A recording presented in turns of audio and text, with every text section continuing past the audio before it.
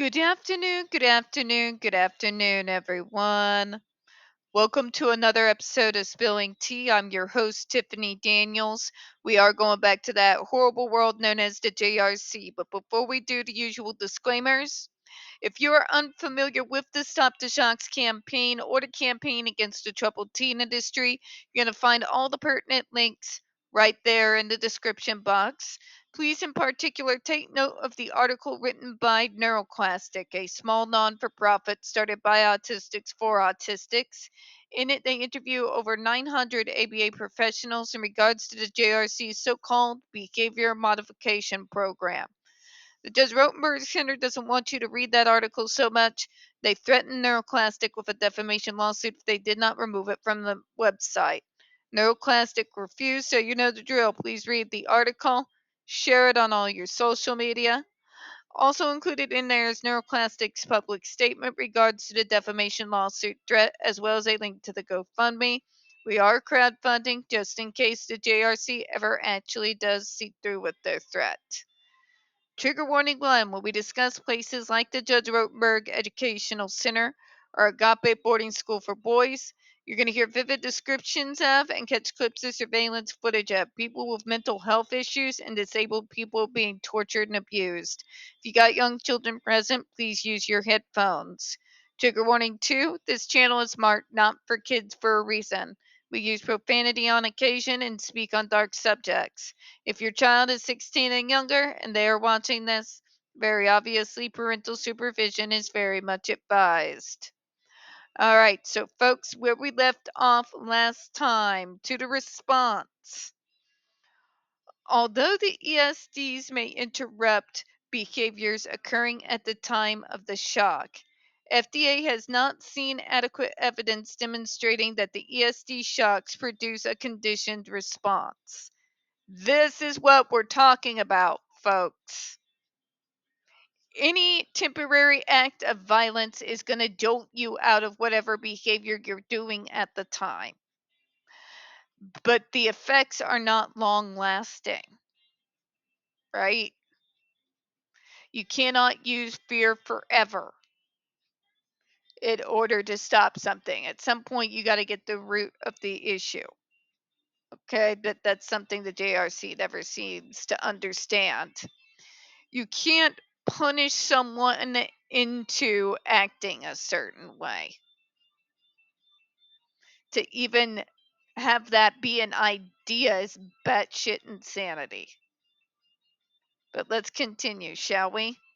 Additionally, although the ability of ESDs to condition individuals not to engage in SIB or AB after removing the device is part of the evaluation of the ESD effectiveness, fading itself is not demonstrative of effectiveness.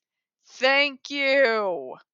Because you could fade someone off the device, the mask finally drops, and be immediately slammed back onto the device. Nor is there a guarantee just because you were faded off the device that those behaviors won't crop up later once you're long far away from the JRC. That there is no data whatsoever to back up the claim that the GED is effective in the long term and stopping behaviors and reconditioning a human being. By the way, how messed up is that? We're going to use torture to condition you into this fan fictionalized version of a normal person. Right? These people don't even know what real normal people are like anymore. I just really think they don't. Fading of the JED is an indication of the JRC's decision to reduce or cease use of the device for an individual, and submissions from JRC do not establish that it makes such decisions consistently, much less than it adequately establishes that the device causes changes in the behavior. In other words, just because some bro got faded off the device doesn't mean that is a consistent thing that happens all the time with everyone on the device. What about someone that the good device is not changing that behavior? Right? So, how are we going to fade them when your device isn't working? Right? Just saying. Further, SIB or AB can exceed pre-baseline levels once an ESD is removed, as has been observed in literature. Exactly. You can be affected after the fact and become traumatized. It's called PTSD for a reason. This is partly why, as discussed in a previous comment response, the FDA disagrees that the resident data submitted by the JRC demonstrates a durable effect for the ESDs for SIB or AB. In other words, once again,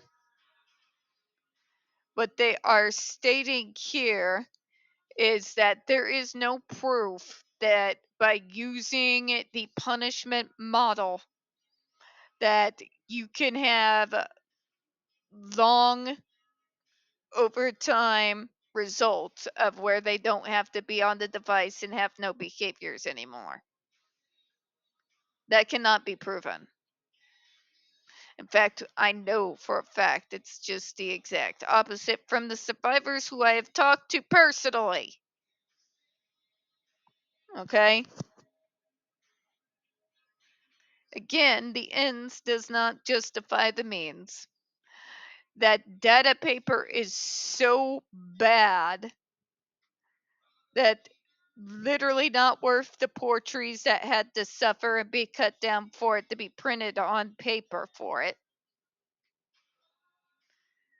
You can't use it to say, see, this shows the effectiveness of ESDs when you've provided for no controls. You have provided nothing at all for the fact that there are other treatment programs going on. It's a joke of a report.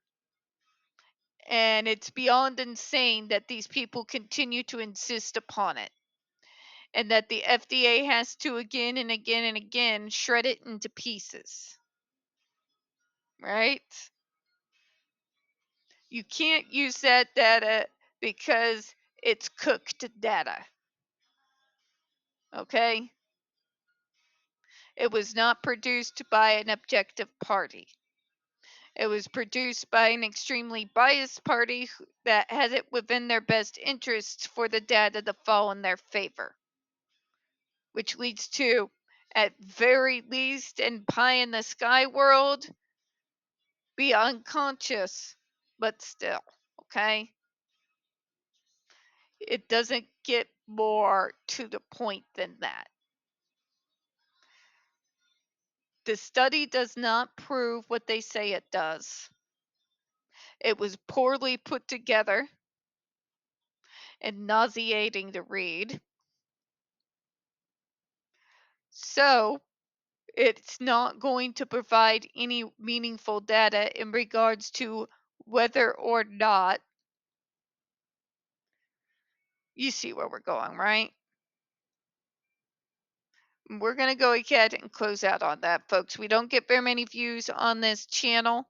The few we do tend to get removed from time to time. So, folks, you know the drill. Please don't forget to hit the like button, hit subscribe, and don't forget to hit the comments. I appreciate your time. As always, folks, we here at Spilling Tea hope you have a good one. See y'all tomorrow. Bye bye, everyone.